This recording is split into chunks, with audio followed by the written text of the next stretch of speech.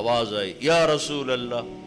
پھر نظر پڑی تو کہ ہرنی آپ کو پکار رہی تھی. ہرنی گلے میں رسی اور چارپائی سے بندھی ہوئی. کوئی صحابی شکار کر کے لائے تھے. آپ قریب ہو گئے. کیا ہوا؟ کہا آپ کا غلام مجھے شکار کر کے لایا ہے. مجھے پتہ ہے میرے ساتھ کیا ہونا ہے. میرے چھوٹے چھوٹے بچے ہیں. آپ مجھے چھوڑ دیں, میں دودھ پلا کے واپس آ جاؤں. آپ نے کہا اگر تو واپس نہ آئی تو پھر اللہ مجھے جہنم میں ڈال دے. جہنم تو انسانوں کے لیے, ان جانوروں کے لیے تو ہے نہیں. تو آپ نے اس کی رسی کھول دی اور وہیں بیٹھ گئے, کیونکہ پرائی چیز تھی. وہیں بیٹھ گئے. وہ دوڑتی ہوئی گئی اور پہاڑوں میں غائب ہو گئی.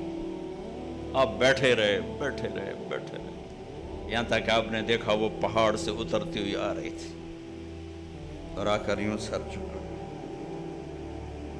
یا رسول اللہ میں حاضر ہو. وہ ذبح ہونے کے لیے تیار. آپ نے اس کو رسی سے باندھ کے کھڑا کر کے پھر وہیں بیٹھ گئے, گئے نہیں. دیر گزر گئی. وہ صحابی ہے جو شکار کر کے لائے تھے, وہ بڑے حیران ہو گئے کہ آپ میرے گھر.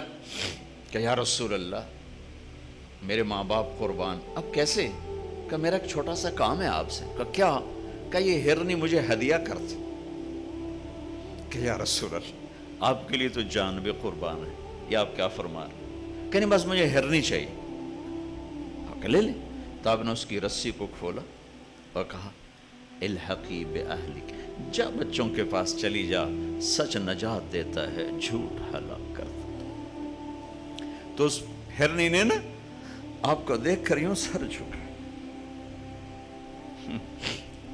آپ کے سامنے شکریہ کے طور پر پھر تھوڑا سا گئی, پیچھے مڑی, آپ کو دیکھا اور پھر یوں سر جھکایا. پھر تھوڑا بھاگی, پھر آگے گئی, پھر پیچھے مڑی, پھر آپ کو دیکھا اور یوں سر جھکایا. اور جب تک وہ آپ کو رسپانس دے رہی تھی آپ کھڑے تھے کھڑے تھے کھڑے تھے, یہاں تک کہ وہ آنکھوں سے اوجھل ہو گئی تو آپ اپنے گھر کو واپس